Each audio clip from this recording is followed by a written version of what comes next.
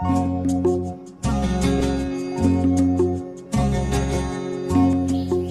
friends, how are you? Yeah, now we are approaching towards the last lecture of the chapter thermodynamics. Okay, this point in this lecture we are going to discuss about the third law of thermodynamics. So in next few videos we can repeat all the points what we have studied. But in this lecture, this is the last lecture of the chapter thermodynamics. So students, you must concentrate on this, that is the point, that is the third law of thermodynamics. Okay. Already we have seen the different types of the engines. Carnot heat engine and general engines. What they do? They absorb the amount of energy from the source, converts it into work, and remaining amount of energy is provided to the lowest temperature, lower temperature. So that means what? It is the source of energy.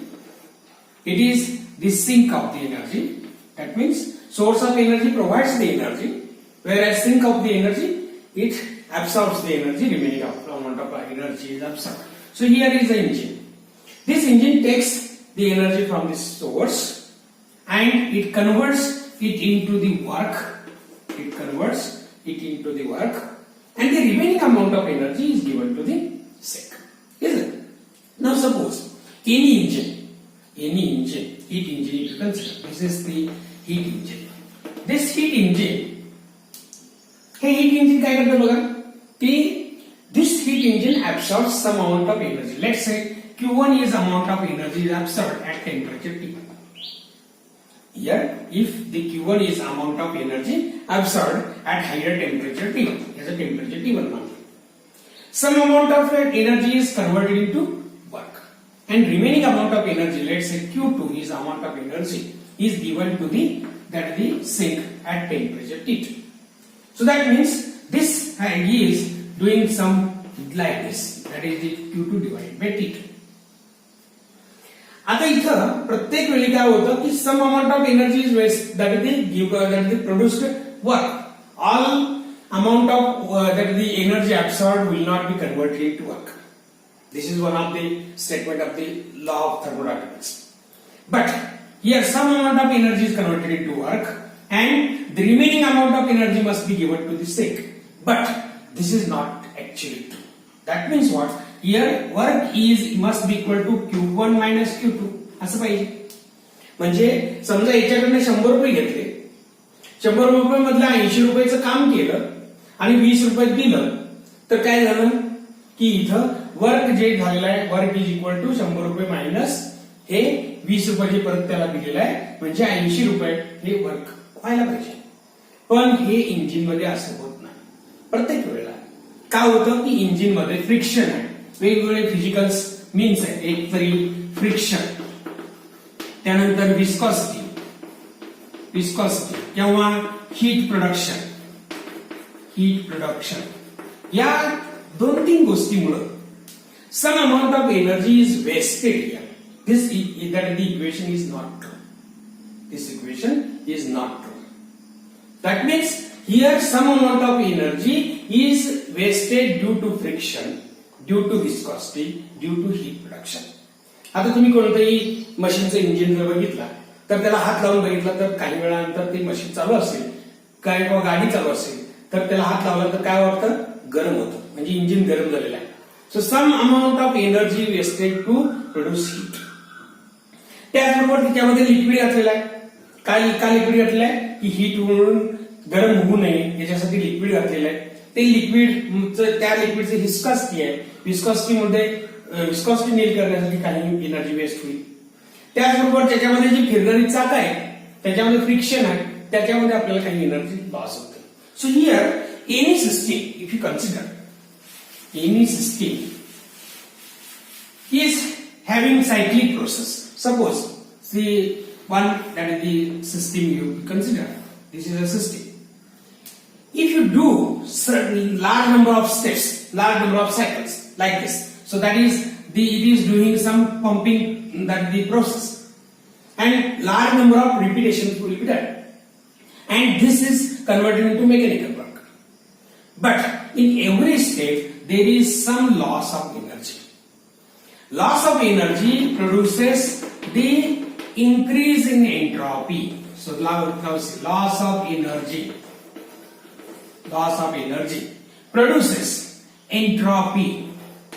So that means entropy is increases. Entropy of the system increases when cycle, that is the engine, produces large repeated, that is process. Then due to repetition, loss, there is always in every step, in every cycle there is loss of energy.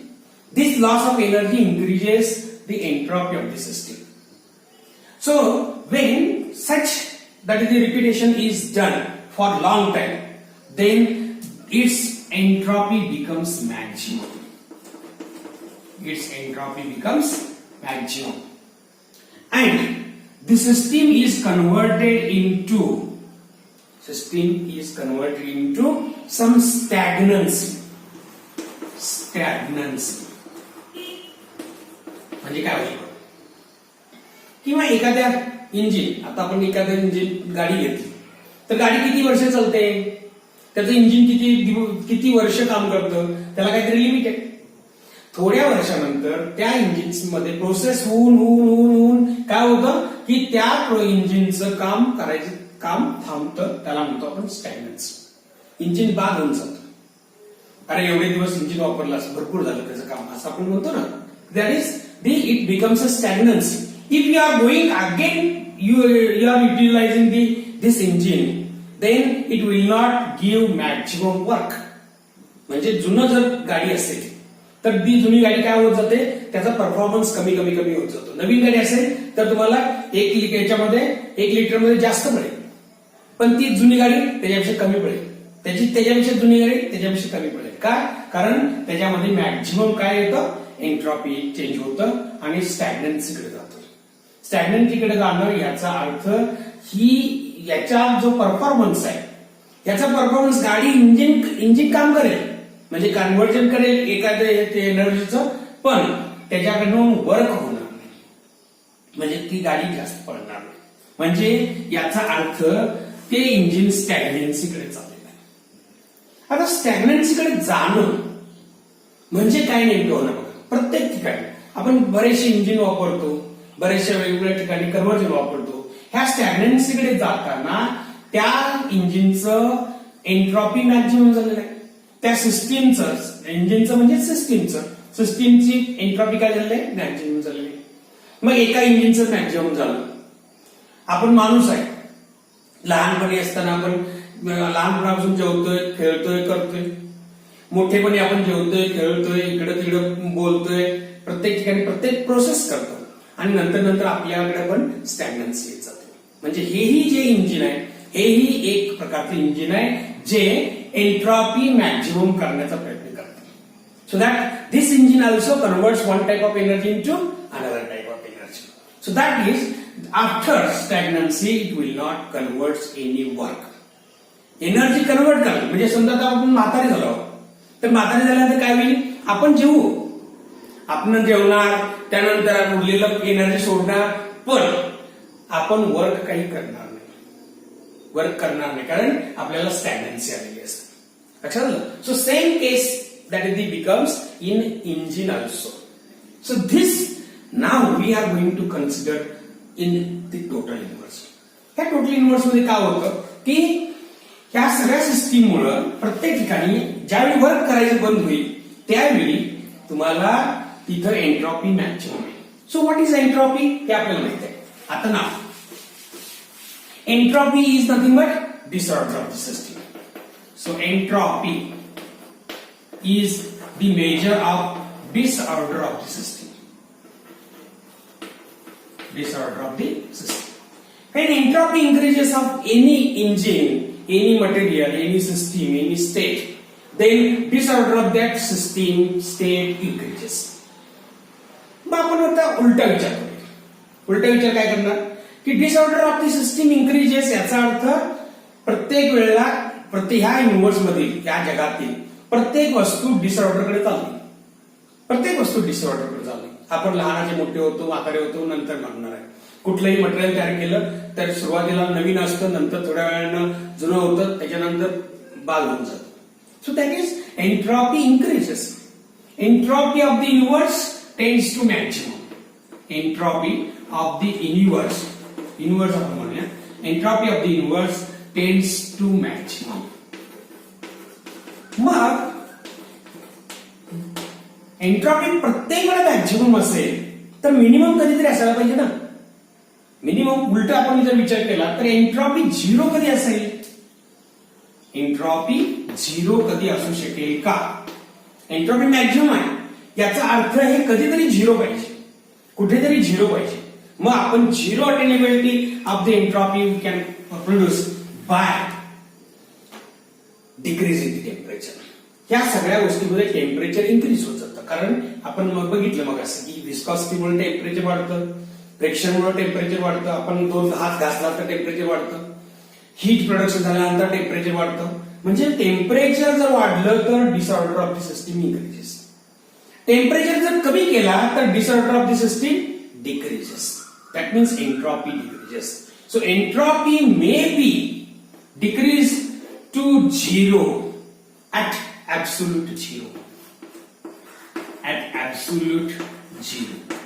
Absolute zero म्हणजे काय की 0 degree kelvin.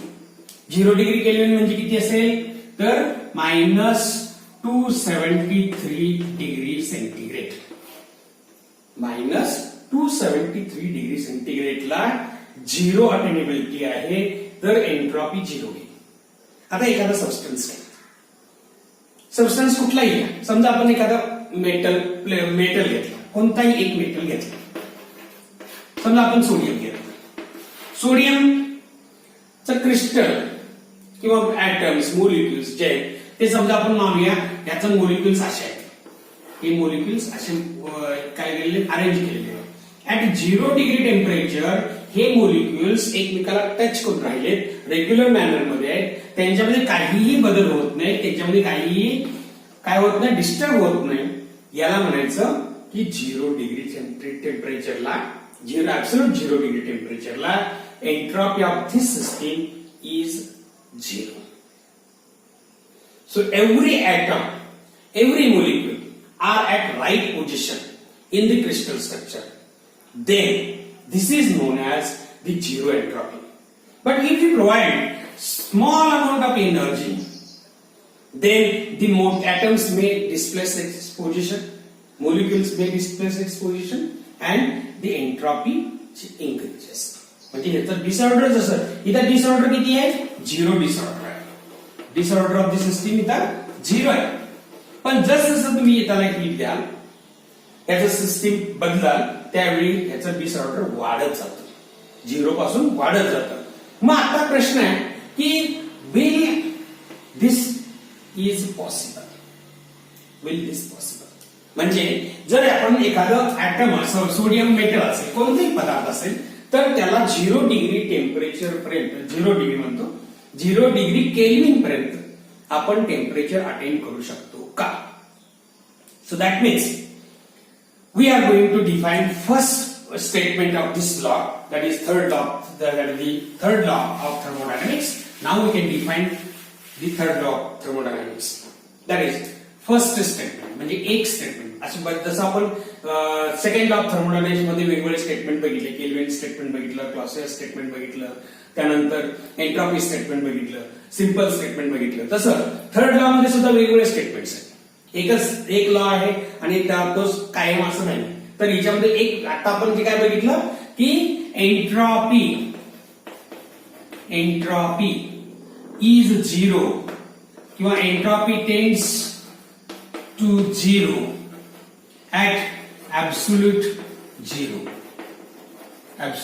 zero temperature किंवा absolute 0 degree Kelvin, that is 0 degree Kelvin. This is one of the statement of third law of thermodynamics. म्हणजे thermodynamics काय सांगतं की temperature एखाद्या वस्तूचं 0 असेल किंवा 0 डिग्री केल्विन असेल किंवा -273 डिग्री असेल, डिग्री सेंटीग्रेड असेल, तर त्यावेळी त्याची एंट्रॉपी 0 असते. This is the third law of thermodynamics. समजलं? आता प्रश्न आला की एखाद्या वस्तूचं -270 डिग्री सेंटीग्रेड आपण अटेंड करू शकतो का? समजा आपण एखादा मटेरियल घेतला. आता समजा आपण हे पुस्तक आहे. हे पुस्तक आता याचं टेम्परेचर, नॉर्मल टेम्परेचर किती आहे? 35 डिग्री सेंटीग्रेड आहे किंवा नॉर्मल रूम टेम्परेचर आपण म्हणूया 25 डिग्री सेंटीग्रेड आहे. या वस्तूचं, या मटेरियलचं, या सिस्टीमचं टेम्परेचर आपण -273 डिग्री करू शकतो का? हा प्रश्न सगळ्यात महत्वाचा. मग काय करावं लागेल आपल्याला?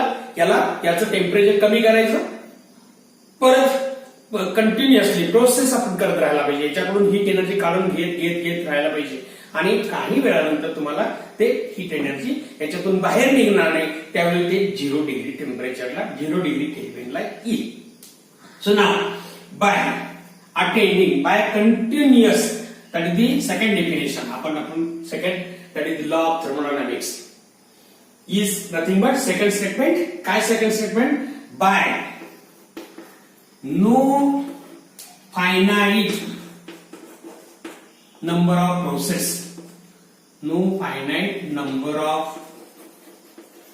processes, zero, absolute zero, I think absolute zero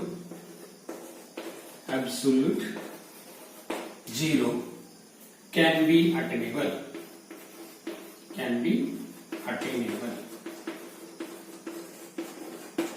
So this is the second statement of the third law of thermodynamics. काय सांगतं बघा? By no finite number of processes म्हणजे काय की एखाद्या समजा वस्तूचं, समजा तर ही वस्तू आहे, ह्या वस्तूचं 0 डिग्री टेम्परेचर करण्यासाठी तुम्हाला काय करावं लागेल? आपल्याला 0 डिग्री केल्विन टेम्परेचर करण्यासाठी काय करावं लागेल? याच्यातून हीट एनर्जी काढून घेत जावं लागेल, प्रोसेस रिपीट करावं लागेल. याच्यामध्ये दोन प्रोसेस आहेत. एक जूल केल्विन इफेक्ट नुसार आपल्याला डिमॅग्नेटायझेशन करून किंवा ऍडियाबॅटिक प्रोसेस करून आपल्याला काय करता येईल? त्याच्यातून एनर्जी काढून घेता येईल. दुसरी प्रोसेस आहे की आयसोथर्मल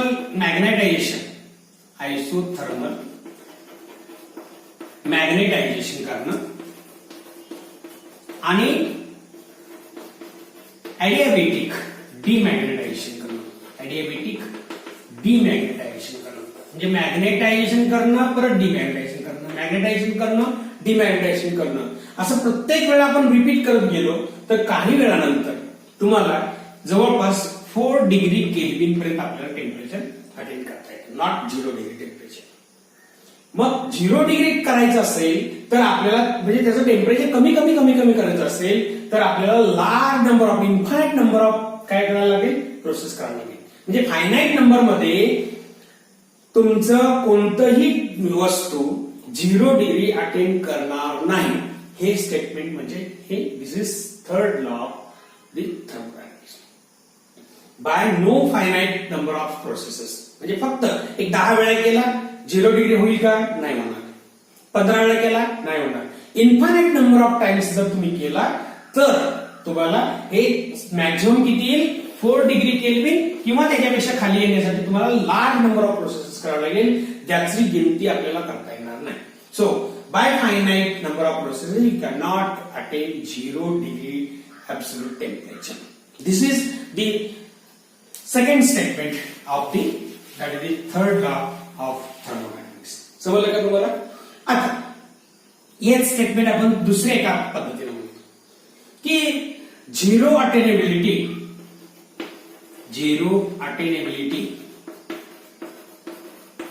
is not possible.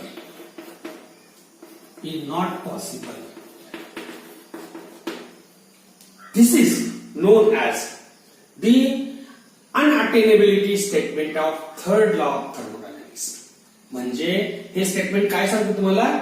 एखाद्या वस्तूला, एखाद्या सिस्टीमचं 0 अटेनेबल करणं हे एवढं इझी काम नाहीये, इतकं सोपं काम नाहीये. That is, zero attainability is not possible. Many times it is not possible. This is known as unattainability statement of third law of thermodynamics. So by any means, by anything, by any processes, by any things, you can do it, but you cannot attain 0 degree temperature, 0 degree Kelvin temperature. That means minus 273 degrees centigrade temperature is not attained at almost most of the times. Is it? So this statement is nothing but the third law of thermodynamics. So we have stated the three statements of third law of thermodynamics. First statement, entropy tends to zero at absolute zero temperature. म्हणजे एखाद्या आपण प्रत्येकाला म्हणतो second law of thermodynamics काय सांगतं, entropy of the universe tends to maximum. Entropy of the universe always increases. But third law त्याच्या विरुद्ध काय सांगतं की ज्यावेळी तुम्ही त्याचं टेम्परेचर एखाद्या सिस्टमचं कमी करत जाल तर एंट्रॉपी डिक्रीज होईल आणि entropy becomes zero when absolute 0 degree temperature असेल तर, 0 डिग्री केल्विन असेल तर. Is it? So that is nothing but third law of thermodynamics. मग आता 0 डिग्री कसा अटेन करणार, तर त्याचं नंबर ऑफ प्रोसेसेस करणं. किती नंबर ऑफ प्रोसेस करायला पाहिजे, इन्फायनाइट नंबर ऑफ प्रोसेस करायला पाहिजे. कुठल्याही फायनाइट नंबर ऑफ प्रोसेसनं आपल्याला 0 डिग्री अटेन करता येणार नाही. हे सेकंड स्टेटमेंट. आणि जे 0 अटेन करता येत नाही, नॉट अटेनेबिलिटी, कितीही तुम्ही प्रयत्न केला तर 0 हे फार काय टिकत नाही. त्यामुळं त्याला काय म्हणणार, another statement of third law of thermodynamics. समजलं तुम्हाला? तर इथं आपल्याला थर्मोडायनामिक्स म्हणजे काय आणि थर्मोडायनामिक्स मध्ये वेगवेगळे loss, zeroth law of thermodynamics, first law, second law आणि हा थर्ड लॉ आपण इथं शिकलेलो आहे. तर पुढच्या व्हिडिओमध्ये तुम्हाला परत एकदा थोडंसं हा चॅप्टर परत रिपीट केला जाईल. तर या व्हिडिओमध्ये आपण काय बघितलं की third law of thermodynamics. Okay, thank you.